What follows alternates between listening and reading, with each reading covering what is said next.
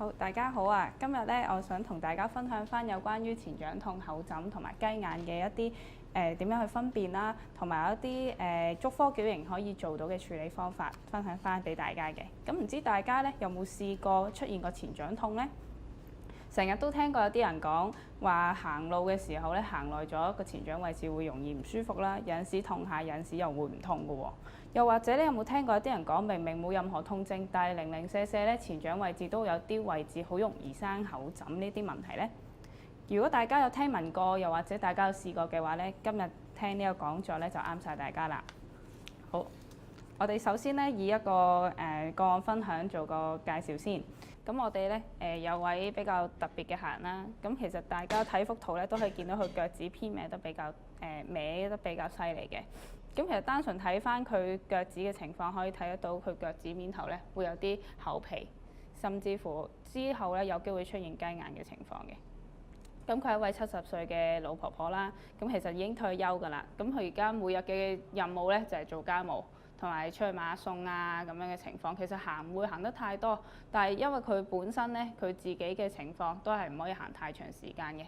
行得時間耐咗嘅話咧，佢前掌位置都會出現一個痛嘅感覺嘅。佢前掌出現咗有後枕嘅，大概超過咗10年啦。咁佢每個兩個禮拜咧，佢都會去枕一次嘅。如果佢唔去除呢一個厚皮咧，呢個後枕嘅話，佢就會覺得個腳板底有粒小石粒啦，咁樣壓住腳板底，會出現一個唔舒服嘅情況。呢個問題咧令到佢非常之困擾嘅。所以咧，佢後尾就嚟咗我哋度做翻個檢查啦。咁我哋睇得翻佢有幾個問題嘅。咁佢出現咗寬扁腳啦，有嚴重嘅拇指外翻啦、交疊趾、錘狀趾嘅情況，同埋見得到佢第二、第三個遮骨頭咧，即係而家圈住呢個位置咧圈住呢個位置咧都會有呢一個厚皮嘅。咁呢個狀態咧，佢已經係批咗皮㗎啦。咁如果佢未批皮嘅話咧，呢一個位置咧會更加厚啦，同埋可能見到有啲白白地色咁樣嘅情況。咁呢啲問題咧，其實都會導致到佢會有前掌痛嘅因素啦。咁稍後咧，我哋都可以繼續再深入啲探討翻嘅。咁先講講咧，前掌痛嘅成因先啦。咁前掌痛有3大成因嘅，脊骨嘅形態結構啦、前掌負荷過大啦，咁同埋有啲其他嘅潛在因素嘅。前掌咧其實係一個比較大範圍嘅地方啦。咁呢個紅色框住嘅地方咧，我哋都屬於叫做前掌嘅。由腳趾至到咧去脊骨中間呢一 part 咧，我哋都叫前掌。咁但係而一般前掌痛咧就係呢一 part 啦，紅色呢啲位置。咁啱啱講過，最主要都會集中喺啲脊骨頭出現嘅問題嘅。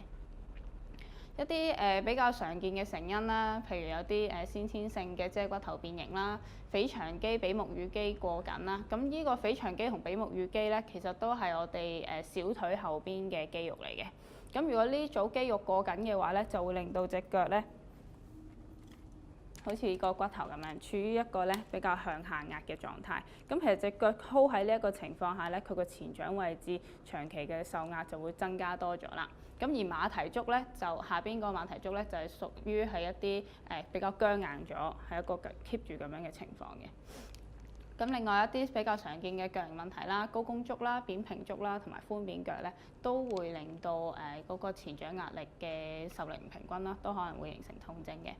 咁其次啦，就係前掌過大啦，前掌負荷過大，咁咧就有啲慢性嘅關節炎啦，過分嘅脊骨有個屈曲嘅情況啦，即係呢一支我哋叫做脊骨啦，咁佢就會向下壓得多咗嘅，咁所以都會導致呢一個脊骨頭受力會增加。咁另外就係一啲局部嘅脊骨腱局部嘅脂肪腱退化。我哋腳板底有一組脂肪嘅，咁有前掌啦同後踭嘅脂肪都會比較明顯一啲。咁如果呢啲脂肪退化咗嘅話咧，都會令到我哋嗰個受壓有一個問題出現嘅。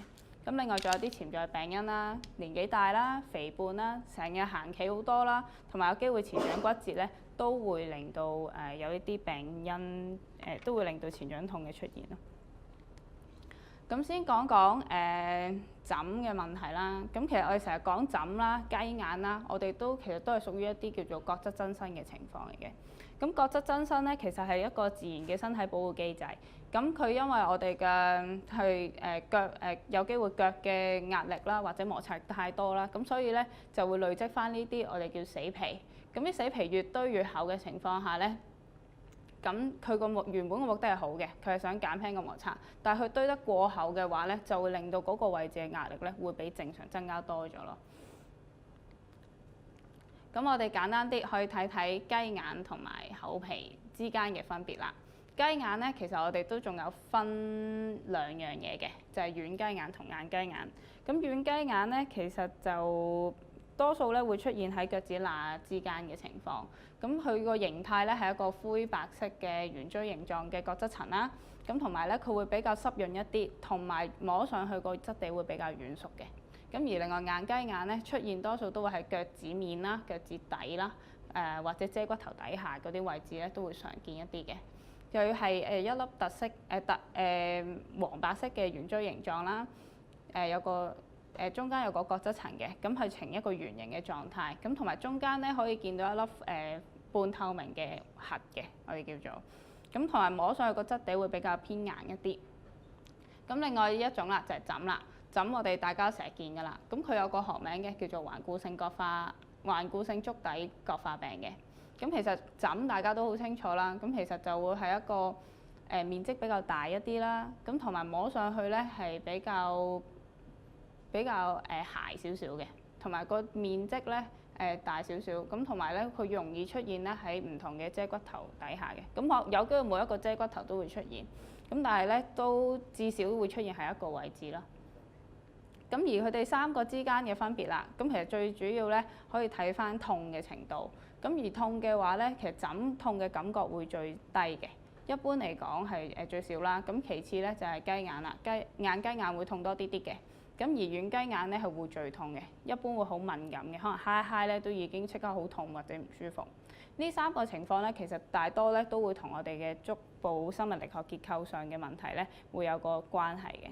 咩叫足部生物力學結構咧？咁其實大多數咧都係大體指翻咧，因為腳型結構上問題而令到一啲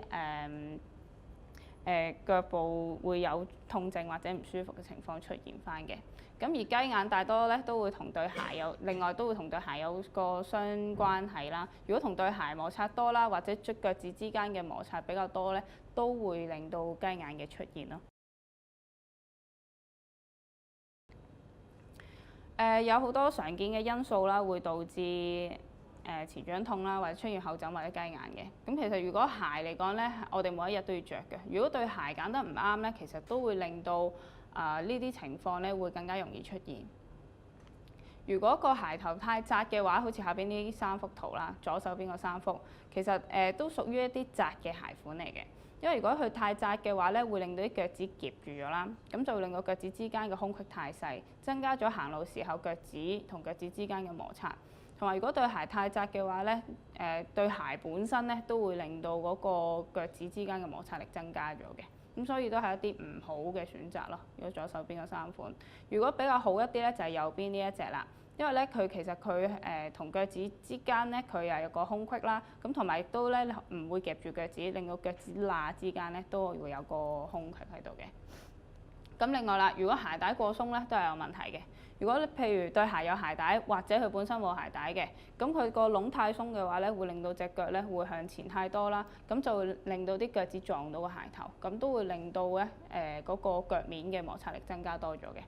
咁另外啦，如果對鞋個踭高太犀利咧，就好似着高踭鞋嘅話咧，就會令到隻腳好似啱啱嗰個情況咁啦，隻腳處於一個咁樣嘅狀態，咁就會令到個前掌位置受力會比以往比正常着鞋會增加多咗咯。咁另外，如果對鞋咧嗰個情況太難屈曲，譬如一啲鬆高鞋嘅話咧，咁都會增加咗嗰個前掌壓力，因為屈曲唔到行路嘅步姿咧會就住，咁所以都會有影響咯。咁就處理方法啦。咁其實咧一般嚟講，鞋啦，啱啱講過，如果着對鞋着得唔啱嘅話咧，其實都會令到嗰個枕啊、雞眼啊嗰啲情況會加劇嘅。咁另外啦，就可以用一啲處方矯形鞋墊啦，同埋一啲配件咧去幫手翻佢嘅情況。如果鞋嚟講咧，如果佢出現有前掌痛啦，或者腳板底出現有後枕嘅話咧，其實我哋可以建議去試下船底鞋嘅。船底鞋嘅意思咧，即係好似呢幅圖咁樣，個鞋頭咧會相對翹起啲嘅，同埋個鞋底要偏硬少少。個目的咧就係等佢行路嘅時候咧，好似呢幅圖咁樣，硬腳趾嗰下，腳趾唔需要屈曲太多，咁就可以減輕翻一個即係骨頭底下受力嘅情況。如果你話一般咧冇船底鞋嘅設計，或者一啲比較薄底嘅鞋啦，咁其實佢需要腳趾屈曲好多嘅。咁喺呢個情況底下咧，就會導致嗰個前掌位置受力會比以往會加多咗咯。咁另外啦，如果佢有啲腳趾變形啦，或者腳趾面啦出現咗雞眼嘅話咧，腳趾變形即係意思佢啲腳趾係呈一個曲嘅狀態嘅。咁可以用一啲比較軟熟嘅鞋面設計啦，鞋面嘅物料去幫手翻嘅，譬如一啲網面啦或者絹面，咁都可以令到就算衣服有摩擦嘅話咧，都唔會揩到佢啲枕啊或者雞眼咁唔舒服嘅。咁另外啦，就可以揀一啲比較突闊啦同埋突深嘅鞋啦，咁去走翻佢腳趾變形嘅情況。另外啦，就係一啲減壓嘅雞眼減壓嘅配件。咁其實呢啲咧最主要係針對翻一啲腳趾嘅情況嘅，因為例如一啲軟雞眼或者硬雞眼啦。軟雞眼嘅話，大部分都係因為啲腳趾夾埋得太犀利啦，咁令到個之間嘅摩擦得太多嘅。咁所以咧有一啲咁樣嘅情況，呢啲類似腳趾套咁樣嘅，套住個腳趾，咁令到兩邊咧個摩擦減少翻啦。呢啲亦都係嘅。咁有唔同嘅形態、唔同嘅 design 啦，咁都要視乎翻嗰個著鞋嘅條件去決定翻嘅。咁另外腳趾面嘅話咧，就可以用呢類型嘅，係有一粒貼紙咁嘅情況黐住喺嗰個腳趾面，咁令到腳趾同埋對鞋嘅摩擦減少翻。咁另外呢一隻咧就特別啲啦，呢一隻咧其實就係一個有條橡筋帶啦，箍住喺個腳趾面嘅。咁呢啲就針對翻腳趾變形啦，因為腳趾變形咧，啲腳趾曲起身嘅。咁所以咧如果唔解決曲起呢一個問題嘅話咧，咁佢會繼續同對鞋摩擦㗎嘛。咁佢箍翻住呢一個腳趾面嘅情況下，向下有個拉力嘅，咁可以令到啲腳趾咧處於一個伸直嘅狀態啦。著鞋嚟講唔需要買太闊太深嘅鞋啦，咁會相對容易買啲。但係呢個情況咧，淨係適用於一啲腳趾變形係可以伸直嘅。如果腳趾變形佢係僵硬嘅話咧，咁就用唔到㗎啦。